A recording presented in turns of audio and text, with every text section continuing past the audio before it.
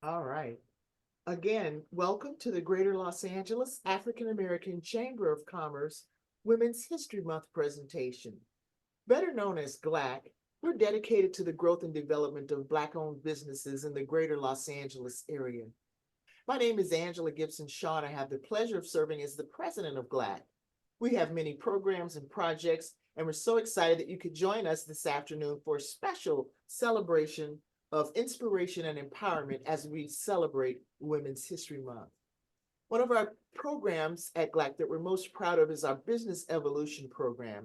And that's our boot camp for entrepreneurs, where we take about 25 to 30 entrepreneurs that are ready to go to the next level of their business. And we provide coaches and intense classes and intense mentoring to make sure that they are thriving and being successful and helping in better our community.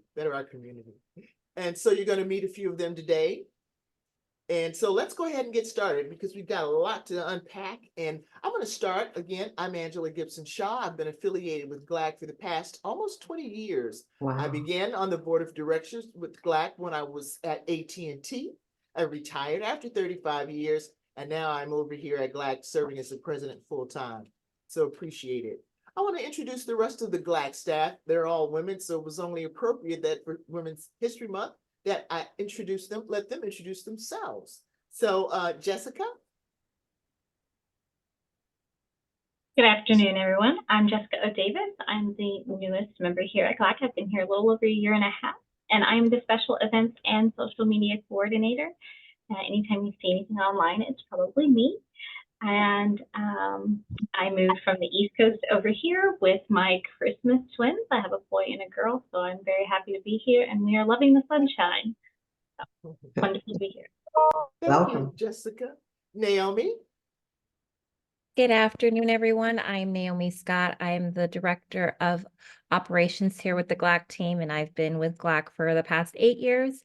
And I'm your membership person, so anything membership comes my way, and will come from me. And if you have anything, send it my way as well. So it's a pleasure to be here with all of you, and looking forward to today's discussion. Good afternoon. Oh, I'm sorry. Go ahead. Yeah. Now, thank you, Naomi and Chanel. So excited to be here today. My name is Chanel Frampton. I serve as the Director of Programs at GLAAACC. I have been here for 8 years.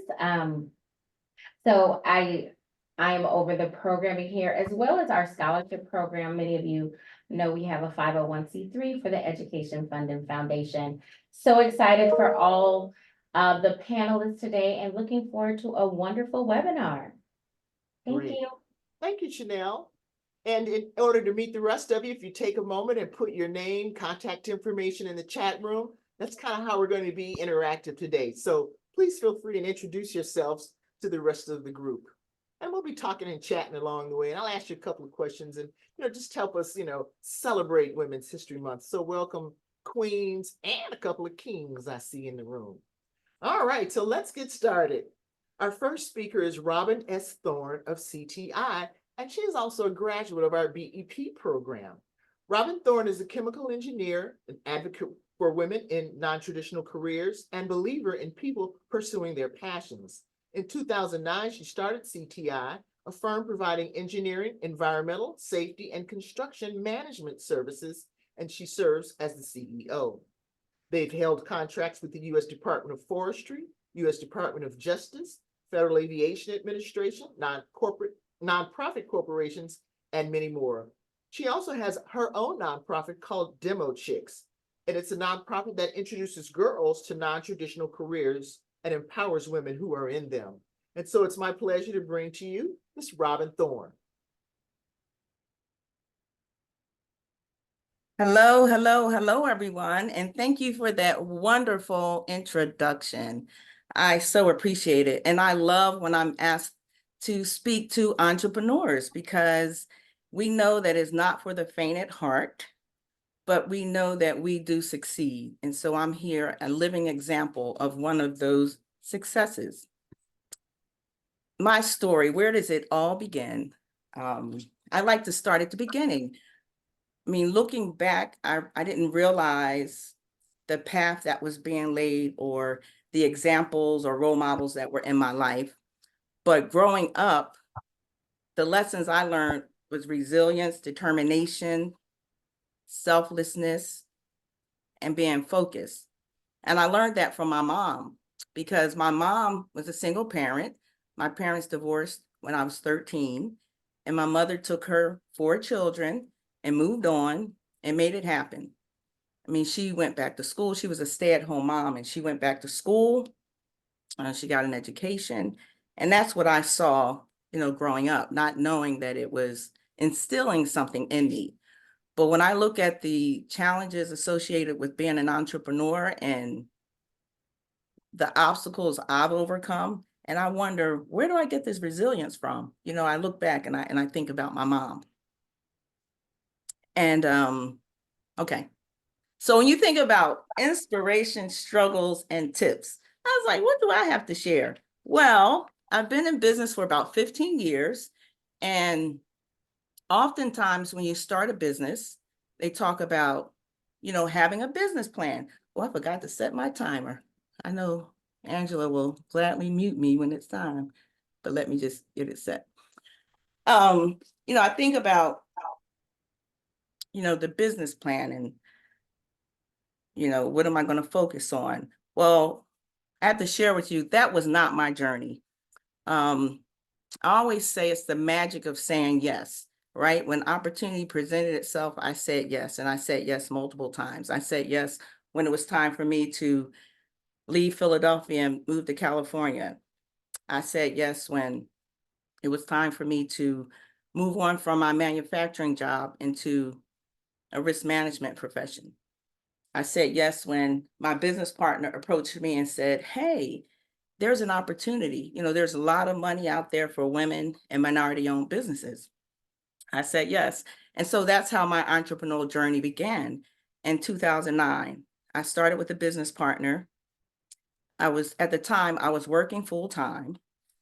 And then when my company found out I had a business, they decided to fire me.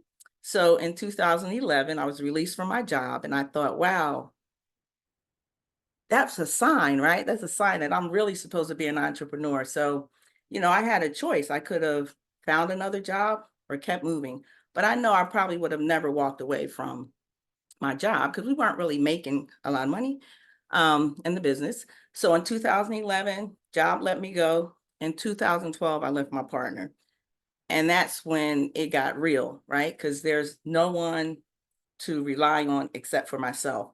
But at the same time, it was very exciting. And revenues were low, but I always say that I fell in love with freedom over security, right? Because security is that paycheck every 2 weeks. But I had a dream.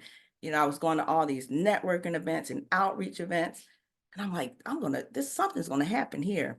And 7 years later, well, actually 2012, I was solo. So 5 years later, I hung in there. And then I got my first multi-million-dollar long-term contract. Now people ask me, well, what did you do like the first 5 years? Like people getting started and the revenues aren't there. And I was like, I don't even know. I wish I had journaled a little bit better because that would make the story even sweeter. But I know, so I always say that I built my business on one-offs, right? But at the same time, I was building relationships. So some of the milestones, I mentioned 2009 started, 2011 fired, 2012 solo, 2017 first big contract, 2018 first federal contract, 2021 milestone of 10 employees. And like Angela shared earlier, we're in various industries, utilities, education, highway, airports, rail, transit, municipalities. So really excited about that. And so for me, building a legacy is not just about financial success. It's about creating meaningful change and leaving a lasting impact. And that's one of the reasons why I started my nonprofit Demo Chicks after we demolished the federal prison in 2018, because I think it's important for our girls to see people who look like them be successful, especially in the STEM careers. So we do workshops, And we start in elementary school. We do workshops in middle schools. We provide scholarships to college students. And we take the kids on, the young people on field trips as well. So let's see. So what are some tips I want to leave you with? Embrace resilience. Expect that you're going to have challenges, but don't let them define you or cause you to quit. Use your setbacks as opportunities to grow. Oftentimes I'm asked, someone will say that they started a company and someone told them they would give them a contract if they started this company, and they started the company, they didn't get the contract, and they'll say, what should I do? And I'll ask them, well, how long has it been? How long? Oh, 6 months. I was like, 6 months, try 7 years, So you just have to be determined and keep moving forward and just believe it's going to happen for you. But like I said, it's not for everyone. And cultivate relationships, network with your peers, network with mentors. Because right now, we still go after projects, but a lot of our work comes from a phone call. And sometimes it's that phone call from someone after seeing me like 5 years and they see that I'm still at it. I've heard that. Like, people say, you're still around, come on over here, let's talk. So you want to cultivate relationships and you want to be a likable person. Prioritize self-care. That's really important. Sometimes people say, well, you're always going. I know how to rest. I know how to be still and rest, and that is really important. And stay authentic. Be who you are. I was on a call with some women because of Demo Chicks. I rock pink, right? You can't see my glasses. And I was on a call once, and something very valuable was shared with me. I was told when you get a seat at the table, make sure you show up who you are and use your voice. And she used an example. She said, Robin, you wear pink glasses sometimes. She said, so if I invite you to the table, don't come with black glasses. Nothing wrong with black glasses, Rhonda. But she was saying, I invited you because of your pink glasses. So now you're showing up at the table and you're like, oh, I need to be conservative, or, I can't wear my pink glasses. She's like, that's why I invited you. That's who you are. So I think that that's my time, and I definitely want to yield time to the other phenomenal women on the panel. And once again, thank you, GLAAACC, for the opportunity.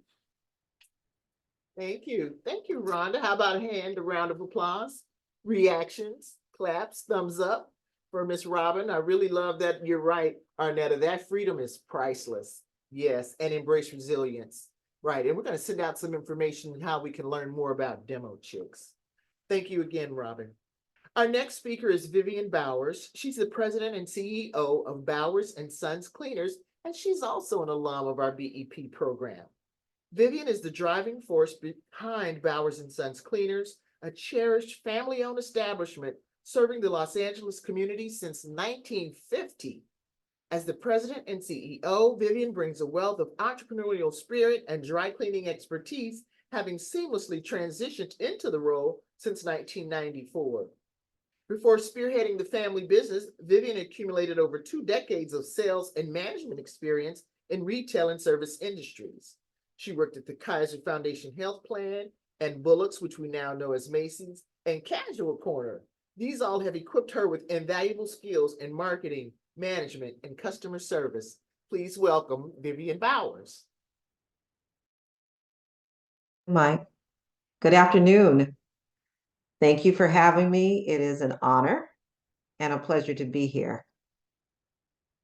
Yes, I am now the CEO and owner of Bowers and Sons Cleaners, which my parents began in 1950. I am proud to say that next year we'll be celebrating 75 years, and hopefully all of you will be there for the celebration. Both of my parents, thank God, are still with us and continue to mentor me as I go along. And again, it is a privilege to be able to carry on this family legacy. A little bit of background. My mother's parents actually began the dry cleaning industry in 1945. They were part of the great migration that came to California in the 40s, in the late 40s. They sought more opportunities and good education for their children. And so my grandparents and their two children moved to California, Los Angeles specifically, and they reopened and reestablished their dry cleaning business. My father came to California during the Great Migration in about 1948. He was raised as a farmer. We still have farmland in Florida today. So he knew nothing of the dry cleaning industry, but he did need a job and he knew no one here. He came to California with $28 in his pocket. And he heard somebody said Los Angeles as he was traveling across country, hitchhiking, and he said, that's where I want to go. So he arrived here. He pretended that he was a employment agency and started going through the phone book looking for a job. One of the first places that he called was the letter A, Cleaners, which was originally on Olympic in Los Angeles. And they said they were looking for a presser. He said, I can find someone to fill that job. And that person was him. He had never worked in a dry cleaners, never set foot in a dry cleaners. He was a countryman. And he worked for that company for 30 days without pay and lunch and dinner perhaps. And during that time, a young woman named Alice Smith at the time stepped on his shoe. And he said, you will have to buy me dinner or lunch. That happened to be my mother. And my mother was working there part-time to gain more experience. You know, when you have a family business, oftentimes your parents tell you to go out and learn and bring something back. And so she and my father started dating and they started working in the evenings at her parents' cleaners. And one day my grandmother said, I want to retire. She was one of the first Black female real estate brokers. She went from dry cleaning to real estate. And so her business began to develop and she wanted to retire and sell the cleaners. So they sold it to, guess who? My dad. And my father said he needed someone to help him learn the ropes of the dry cleaning industry. And so they told Alice, my mother, to stay behind and help him for a month. Well, several months later, they married. And here we are now, 75 years later, with our legacy business, of which, again, I'm very proud. Working in a male-dominated industry has been my biggest challenge. And I overcame that. Let me back up and say, even my father was one of those challenging men. It is not for girls. Notice our name, Bowers and Sons. I have two brothers. And he said, this is too hard of work for a woman. You do not need to be here. Well, my brothers had their chance at the helm and they went on to do other things. They are both in entertainment, which is a little more fabulous than dry cleaning. And they were pursuing their careers and they were doing quite well. I, on the other hand, was doing well at Kaiser Permanente. However, I could not fathom a legacy business at that point. It was 45 years old, closing. There aren't very many small businesses that stay around for 40 to 50 years. Many, as you probably know, close in 5 years. And so I said, I have to quit my job and go and run the cleaners.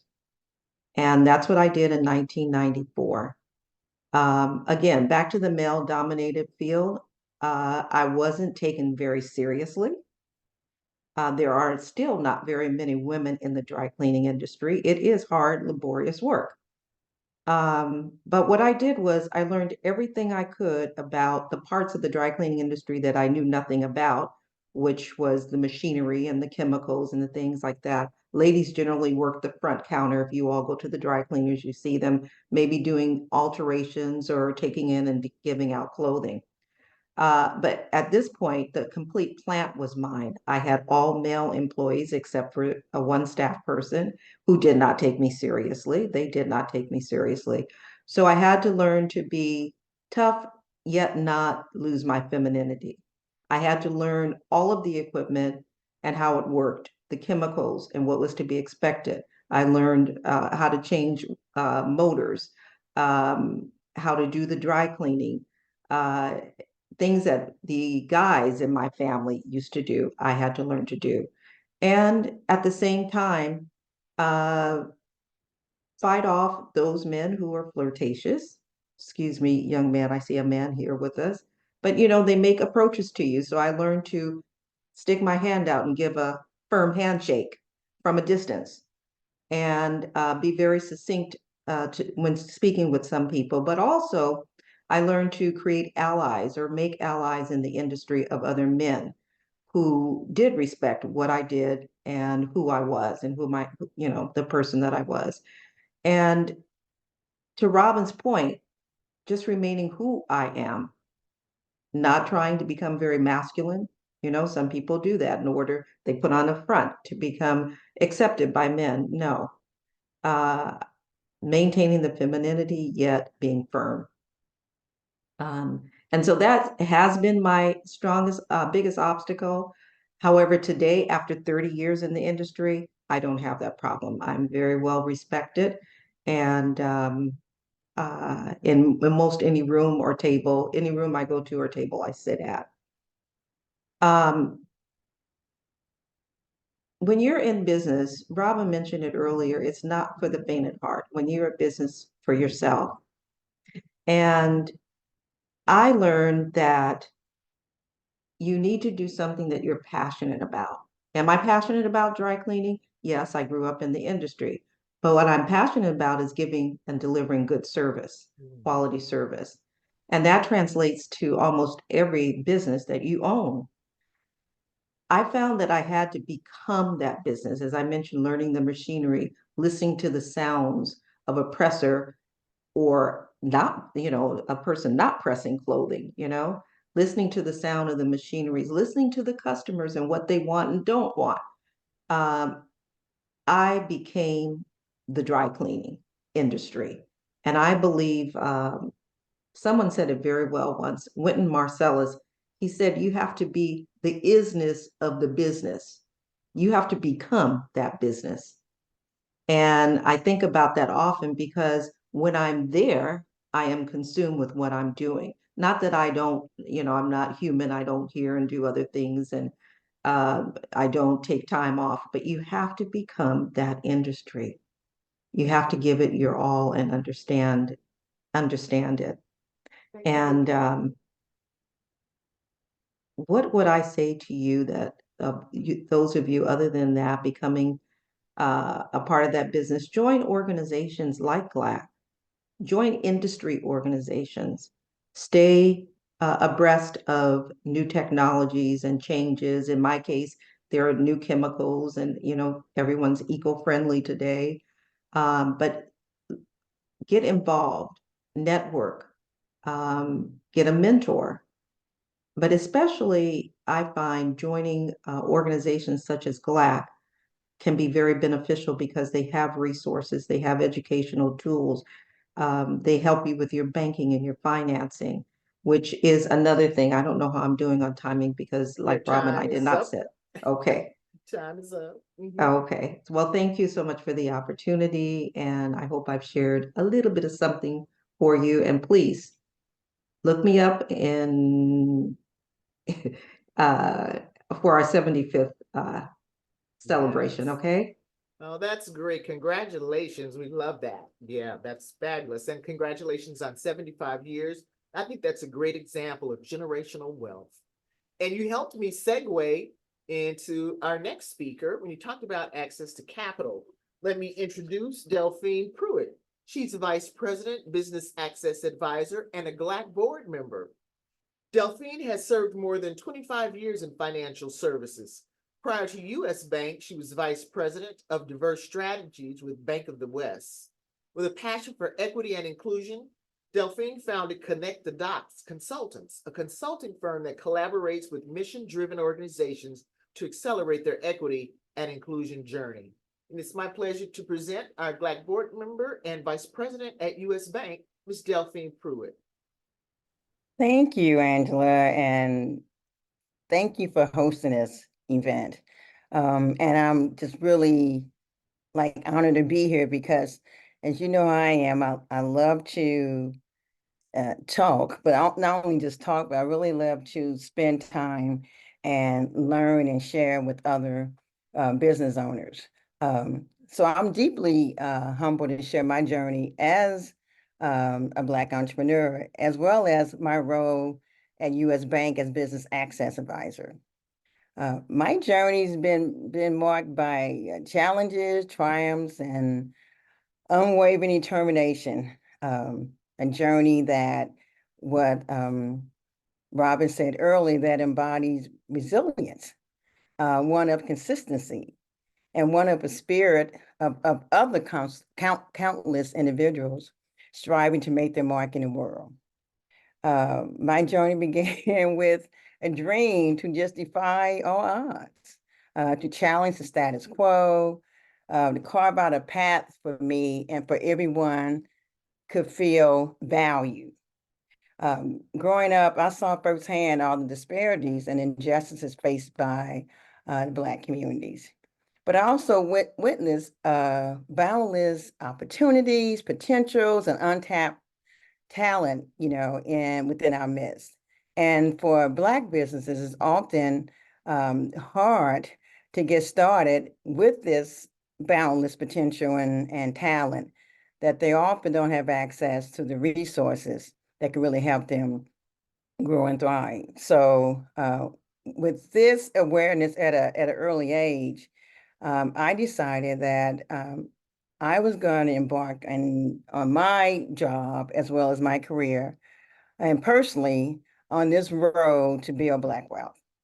I think building Black wealth is so important, in terms of not only just surviving, like I said earlier, but more thriving.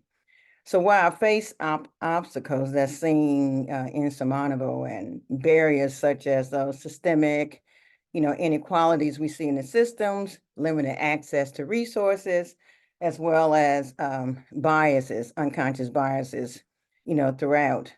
My role as business access advisor is to help them overcome some of those barriers. And I do that by focus on three areas. One is providing access to information that might be educational information and resources, information to connections, connecting them with organizations like GLAAACC and others, and as well as access to capital, which is often the most difficult piece for some. While it sometimes might seem like it's the most important, it's those other access to information and connection to really help them develop, be able to get to having access to capital. So throughout this process, a lot of Black business owners are often undervalued. We'd like to say they're overlooked. So we're trying to take them from being overlooked to overlooked. Because again, there's talents, there's resources, they have successful businesses, but often they just need to have a level playing field. So what I've learned through about success and being successful is one, you achieve success by building bridges, forging connections with others, such as this group here. We find in research that for women, they really have strong connection with other affinities or other women like themselves in terms of being successful business owners.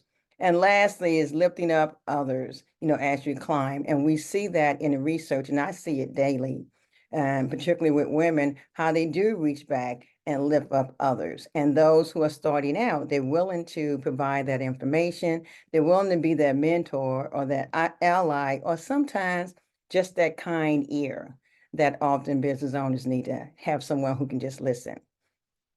Throughout my journey, I was fortunate to have family, friends, mentors, and allies who believed in me. And they championed my cause because they saw my passion in what I wanted to do, as well as I had a community that rallied behind me throughout my entire professional and personal career. That their unwavering support is what fueled my passion to even continue this process or continue this work in the face of adversities. as a business access advisor and a Black entrepreneur, I just refuse to be confined to social expectations. I definitely one of those people that don't color within a box, don't stay within the lines. I don't have any predetermined limitations as I work with my clients. I embrace their innovation, their creativity, and their relentless pursuit of wanting to be successful entrepreneurs. I once read a quote that said, if your dreams don't scare you, then they're not big enough. And so often, I work with my clients and I practice this. I'm dreaming big. I'm challenging conventions. I'm creating opportunities because I want these Black businesses to not only survive, but thrive. So often I'm challenging, what does success look like for you? Because often we look at what other folks define success for us. And I tell them all the time, I want to know how do you see this success? And that can be different from each one of my clients because I define it differently than my friends might define success. So I want to know how do they define success and then help them navigate and create an action plan to get there. The most rewarding aspect of my journey has been the impact I've been able to make, on Black business in my community, the lives that I touch. Because often when we're talking to a business owner, and particularly women, these are not just transactions. These are actually real people. There's people behind the transaction. And by helping these individuals achieve their dream of home ownership is very enlightening and rewarding for me. I have immediate gratification sometimes because just having a conversation and someone feel like they've been heard, someone feel like they've been valued, and someone who feels like they believe in their dream. That is the one thing that everyone I work with, I want them to leave feeling that type of being valued. So entrepreneurship for me is not just about building a business. As we saw with Vivian, it's about building a legacy of empowerment and wealth. I mean, the fact that I wish that someone would give me a business, we would have had a business. I mean, most folks think about selling it, but at the same time, you think about building that legacy. And if it's not in your immediate family, is it someone else that you can pass that business to, you can sell that business to, that can continue those efforts. So as I do the work that I do, I'm just filled with gratitude, for the struggles that help shape me, the triumphs that constantly fuse me, and again, my community that stood by me every step. And most importantly, I want every aspiring entrepreneur to be empowered to chase their dreams, regardless of their skin or the color of their skin, and to be able to get access to capital. There's a lot of resources out here, and giving them access to that information to help them get the capital they need to run their business is just gratifying. And I would just say this in closing. There's folks I work with that they need $1 million, but helping that small business that needed $50,000, for them to be able to continue, or 25,000, and see the joy, and the commitment and the smiles on their face to know that someone was able to give them some resources to actually grow their business. So it's not sometimes the amount, but for me, the smaller amounts seem to be just as gratifying because they are in the most need and they're like on the verge of giving up. So often I'm trying to find a way to help them not give up and to help them connect them with folks who can continue that journey, for them beyond the work that I do with them on a daily basis. So closing, there's money there. Do not discount banks. Yes. We're here to help you prepare for that because I always say, this is truly my last closing. I know I said that already, but this is clear that the best time to seek capital is when you don't need it. Oh, there you go. Because that way we want to prepare you. So if you wait till you need it, you're too late. So that's the one thing I would leave with you. And thank you again for letting me share a little bit about my journey. Thank you, Delphine. Thank you so much. We appreciate your leadership and that you're there in that role to ensure that we have access to capital. Our next speaker is Ms. Rhonda Jackson of Decor Pros and also a BEP alum. So from shaping the aesthetics of commercial interior design to job creation with Studio D's transitional employment program, her endeavors are a testament to her commitment to community involvement. Rhonda's going to take a few minutes and tell us about her journey and her hints and tips to success. Rhonda? Thank you, Angela, and thank all of you for being here today. In the great words of songwriter Sam Cooke, I was born by a river in a little tent. Okay, no. And that tent, well, that river's called Lake Michigan. I'm originally from Chicago, and that tent was a tenement called Cabrini Greens, which is no longer there. So grit is my middle name. I was born into, I don't even want to call it adversity. I was born into make it happen. Do something with what you got, use it, keep moving, because them streets wasn't where you wanted to be. I left Chicago when I was 17, traveled the world as a door-to-door salesperson, up with soap and down, up with hope and down with dope, right? That was our motto back then. I'm of the Nancy Reagan age. One of the things that I was really, really, really excited about in doing that is I got a chance to see a lot of the United States. So I've been to probably about 80% of the 50 states that are out there. And when I got to LA, I was starstruck. Y'all had palm trees. It was like February. There was no snow. And then we left. And I just promised myself if we ever came back to that LA place, I was getting off and I was coming. Well, we came back and they dropped us off on Broadway and what is that? Broadway in Manchester. And when I tell you that the ladies dress up for work in the morning and how surprised I was to see the glamour in Los Angeles. But I made it through. I went to UCLA, but I think my lessons learned in the School of Hard Knocks doing door-to-door sales were where I got a lot of the tenacity. So when I think about some of the stories that were shared here today, and I think about the strength in adversity, that we all have something to overcome, you name it, whether it's being married, whether it's not being married, having kids, not having kids, not enough education, too much education, all of those things. I mean, give yourself a point for any one of the ones I just never named. And if you have more than two, then you've had adversity, right? So how do you champion that? How do you find refuge and strength? And some of us do that via higher being. Some of us do that in community, but coming here with no family here, no friends, I had to be a fairly likable person right off the bat and also a very discerning person because not everybody that you meet means you well. So being able to navigate those waters, which, really made me good at creating high value relationships and those authentic connection.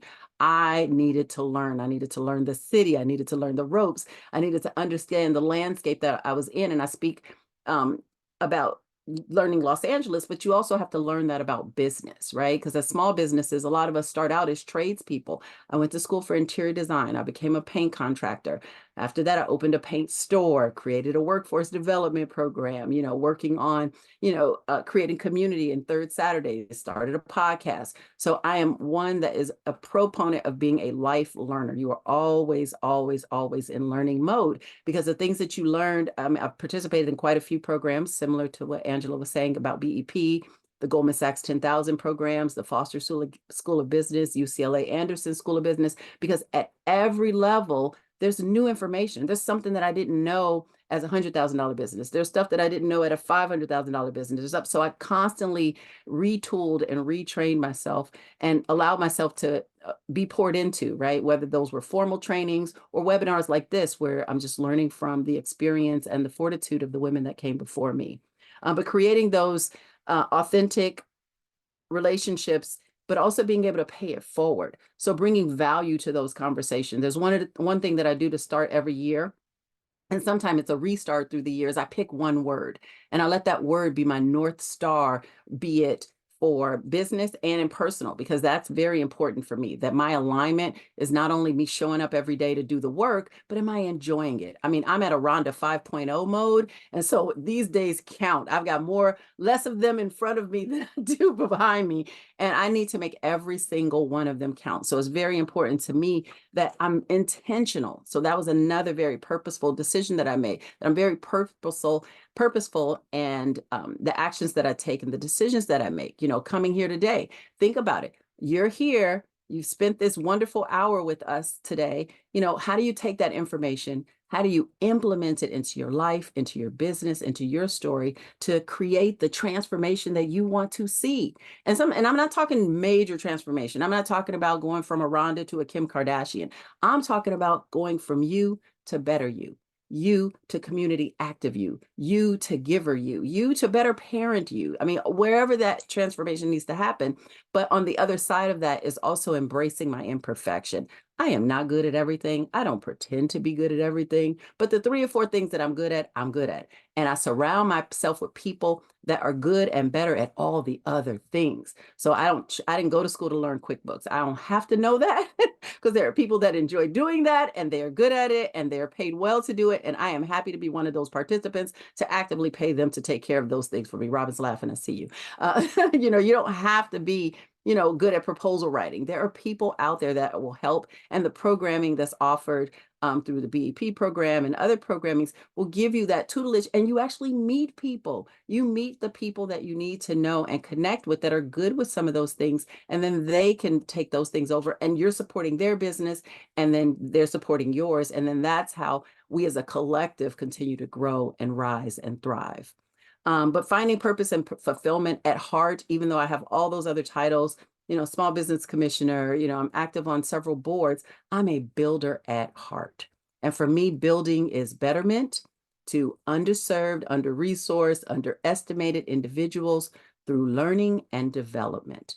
And so that was one of the reasons why I started my Third Saturday events, where you can come, you can network, you can get some more business education, and we also learn from each other. We're building community. But that's also how I work on finding my vision and direction, right? What am I good at? I am a very good connector. I am very resourceful. So how can I use that and amplify and share that with other people that can benefit from it? So again, at my 5.0, I want to spend the majority of my time doing things that I enjoy doing. So if I'm going to be in it, I'm going to enjoy it. I graduated from the School of Hard Knocks a long, long time ago, and I'm not trying to get a PhD in any of that kind of stuff. But I think also when I'm looking at my purpose and fulfillment is having the compassion and grace to forgive myself. To forgive myself, forgive the people around me. Sometimes your toes get stepped on and we don't get a marriage proposal out of it. So, but we do have to forgive ourselves that we make mistakes and we learn the lesson. And I don't know whatever faith you're in, learn the lesson the first time, because trust me, it is coming back around if you don't learn it the first time. So again, that's one of the reasons why I don't try to be the person that knows how to do everything, because the mistakes, and the traction that you make doing that can be more expensive than actually investing in someone that is really good in that service. When I was growing up, I wanted to be a prima ballerina. I just thought I was going to use my long neck, I was going to stand up straight, and I was going to be a prima ballerina. I didn't realize the other skills and talents that I had to be my prima is my Proverbs 31 self, where I get to be courageous. I get to have courageous. I get to have, or in creative. I got to be enterprising. I got to use all of those other qualities to build something that, whether I decide to sell it or pass it on, but more importantly, share it with all of you and empower you to be the full leaders that you are today. So I thank you, and I encourage you all to continue on your journeys. I love that she said to be feminine and yet firm. And that to me really encapsulated the whole idea of being a Proverbs 31 woman, that we can be industrious and that we can hold our place here in society and the world as the strong women that we are. Thank you, Rhonda. Lots of nuggets to take away from that. I appreciate that, as always. Moving right along, 2 more speakers here we got. Peggy White is the CEO of OMG, Women Outreaching Women. And she's also a recipient of a special grant that GLAAACC and IKEA were able to make to many of our businesses, and I think Rhonda, you were one too, right? From the IKEA grant. And so Peggy is a visionary leader dedicated to empowering Black women and transforming communities. With over 30 years of diverse industry experience, Peggy founded OMG Wow in 2020 to provide education, mentorship, and support for Black women. Without further ado, I'd like to bring forward Miss Peggy White. Hi, everybody. Thank you so much for this opportunity. I am so humbled by all the experiences that I'm hearing so far. I'm like, how did I get in this group? But this is so amazing. And thank you so much for your time, the time today, Angela and GLAAACC. I want to ask you guys a question. If you had to think about what you could do in the next 5 years to do something absolutely amazing, what would that be? And I'll give you a chance to think about it. You can put it in the chat if you like. But for me, I didn't start out as OMG Women Outreaching Women and the CEO of OMG Consulting Group. I started out in little old Gary, Indiana, Rhonda. I'm the neighbor since outside of Chicago. And yes, it was a experience where it was an opportunity for me to be a little Black child and to be able to see people who look like me. And mostly what I saw was, I got to get out of here. This is not it. It didn't look like that there was going to be any opportunity there. When people asked me when I was a child what I wanted to be when I grew up, I said I wanted to be a teacher. As a matter of fact, my mom and my dad bought me a blackboard, and I was able to kind of strangle my two young brothers into a little room, and we played school, and I was their teacher. I like to think that that's how my younger brother, he's a genius today, graduated cum laude and the whole nine. So I always tell him that was because I was his teacher. But anyway, as I was going through school, I always wanted to be that person that was always helping people. So my North Star is always giving back. Let me help you. How can I help? That's not always received, because it can be a situation where you can be an enabler. Somebody might not want your help, right? And I started to learn that as I started to get out of my community and out into the world. You see, I started out saying, hey, I want to be a teacher. But by the time I got to a junior in high school and I talked to my high school counselor, my counselor told me that teachers didn't make any money. And of course, I was also in the band. I was first chair clarinet. I was the drum major of the band. So I was always in leadership. And I always felt like I could drive, success through my leadership abilities. But they were like, no, if you want to be a leader or you want to run something, you need to run a business. So you probably need to major in business. So I actually did not take 2 scholarships in music and went to Indiana University and majored in business because my counselor told me to do so. No one told me that I had a free ride scholarship and that I could still major in music while at the same time I could also get a business degree or take business classes. So I struggled. I struggled in business. I struggled in college. I didn't get the best grades. I barely graduated. Matter of fact, it took me about 10 years to graduate from college.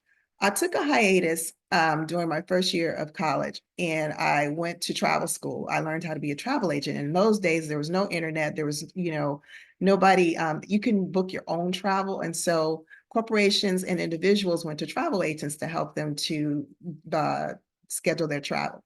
So doing so allowed me the opportunity to be a travel agent at the end of the day for a major corporation in Indianapolis, Indiana. And through that experience, I too got a chance to travel the world. And that's how I ended up coming to Los Angeles. And I said, if I can get back to LA, that's going to be a good thing. Journey, small story, short story. At the end of the day, I had an opportunity to jump in my little Toyota and basically travel those 3,000 some odd miles to LA. And not sure where I was going to live, but I found a small apartment, an affordable apartment up in Oxnard, California, of all places. Ended up in Northridge, lived in Inglewood for a while, but I struggled nonetheless. But through that journey, I was able to finish my degree at Cal State LA. And I too ended up in sales. And what I realized is that was a man's world. That was not the place where, young Black women were supposed to survive and thrive.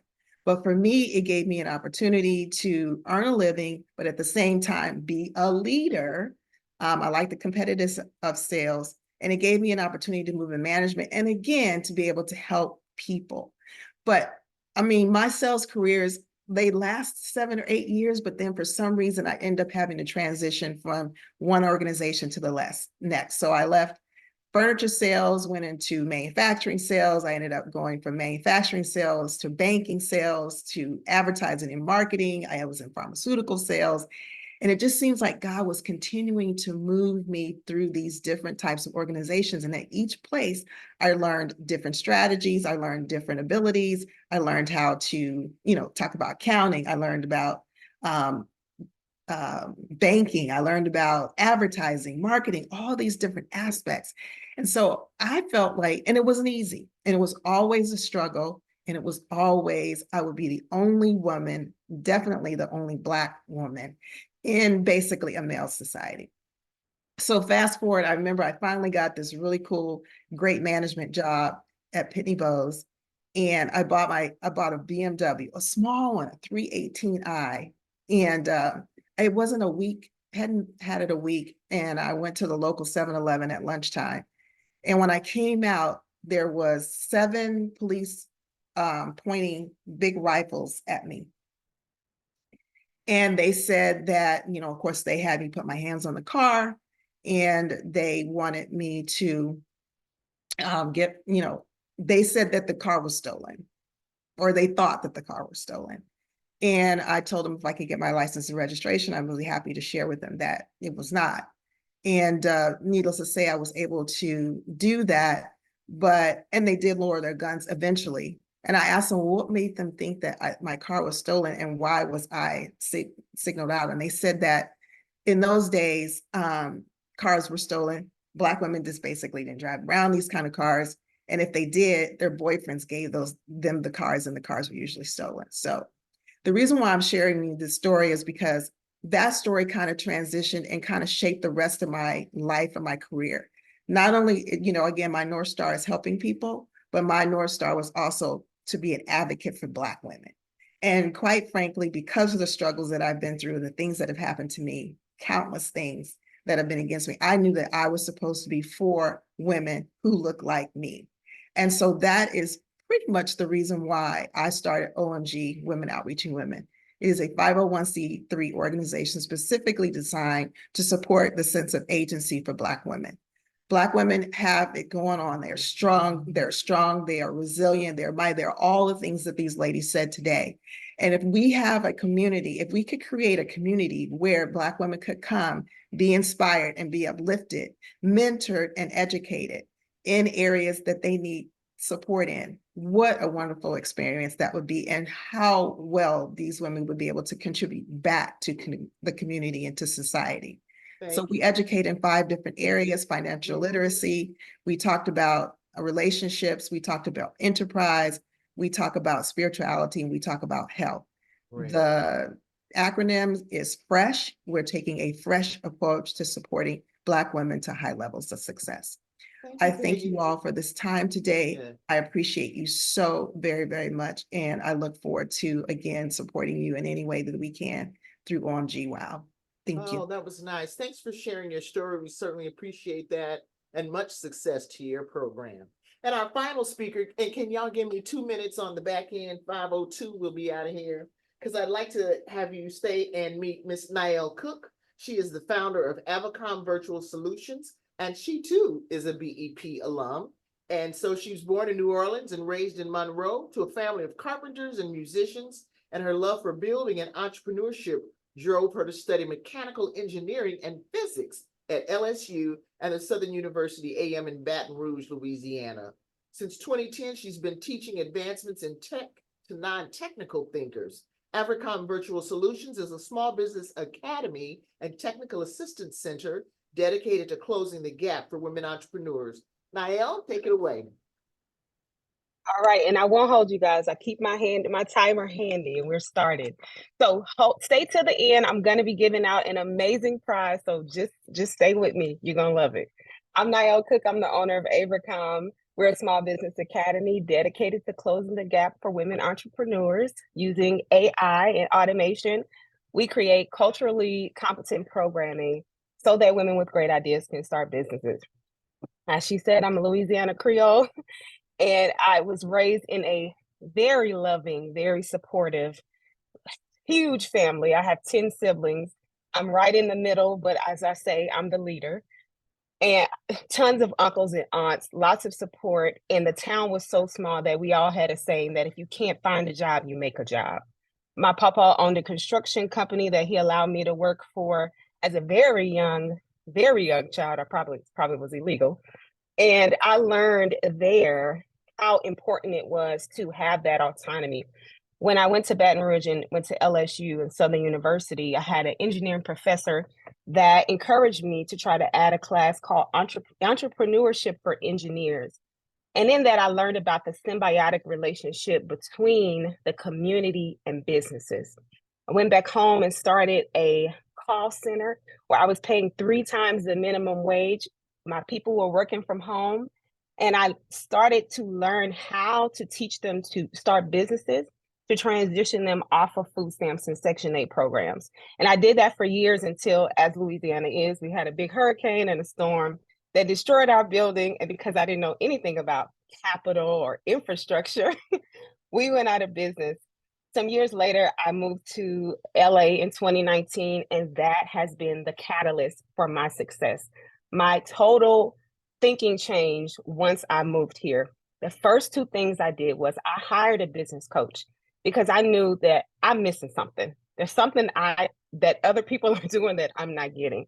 Secondly, I became a member of GLAAACC, and this is not a promo video, but I am the biggest GLAAACC commercial you could ever see. My coach showed me that I think I'm a superhero and I can save everybody, and that I was not creating teams. And from that, becoming a member of GLAAACC's BEP program, I created my teams.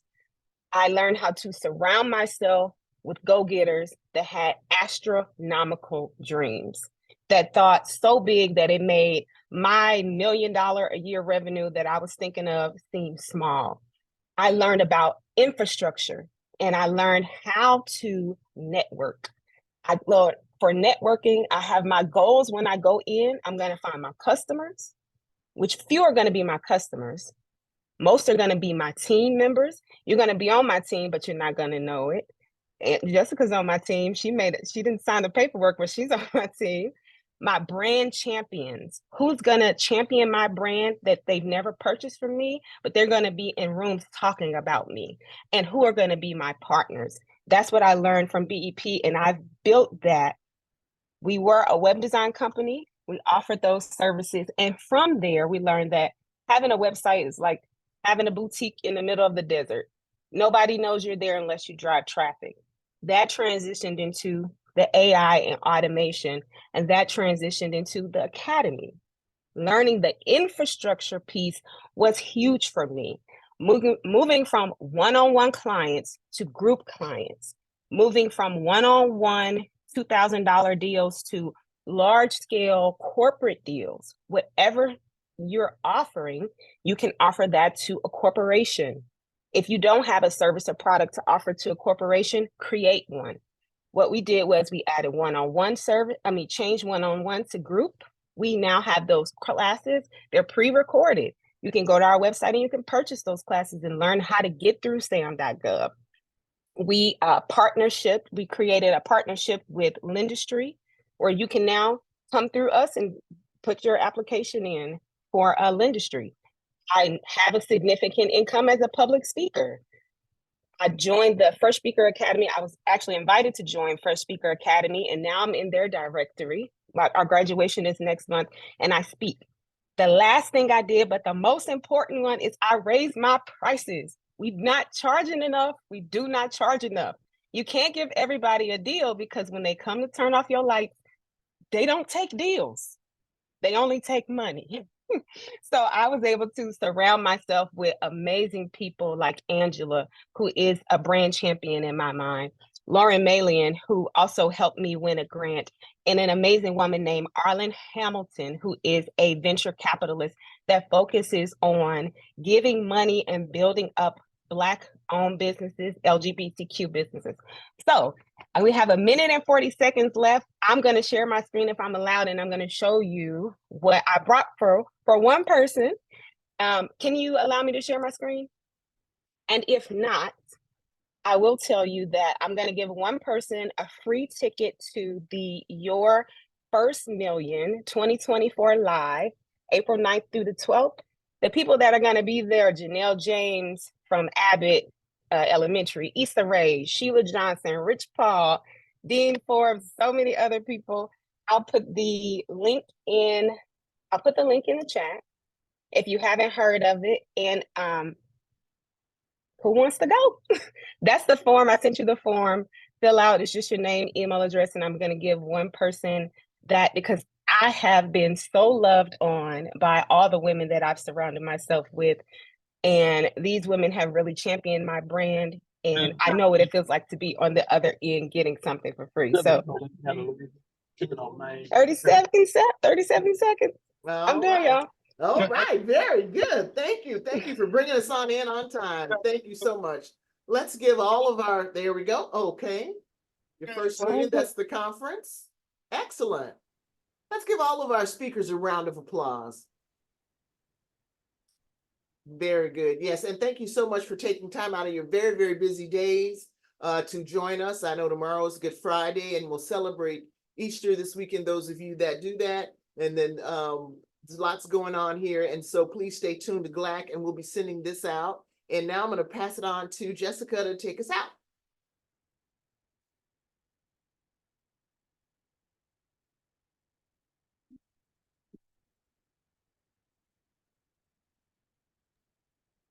Sorry.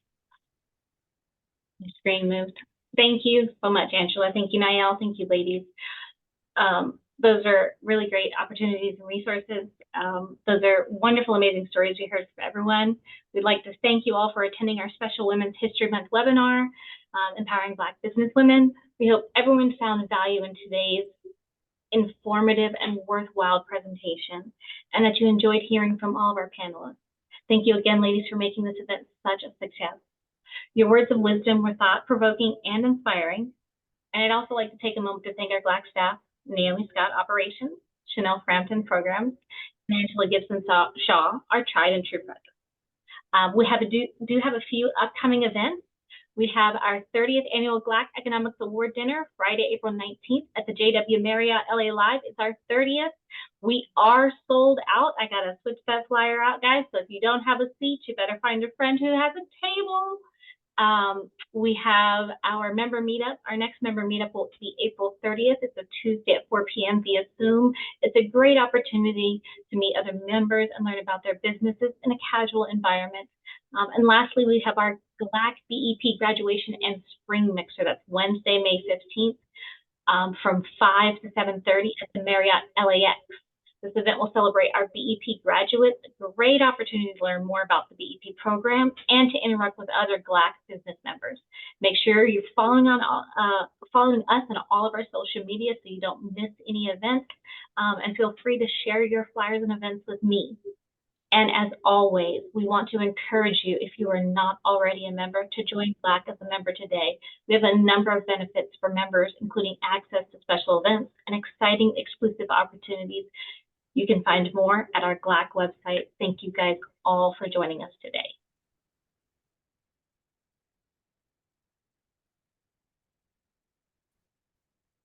Thank you, guys. Thanks for coming. Stay in touch. Bye-bye. Appreciate Thank all of our you. speakers and our attendees. Thank you very much. Have a beautiful evening. Have a beautiful evening. Happy Easter.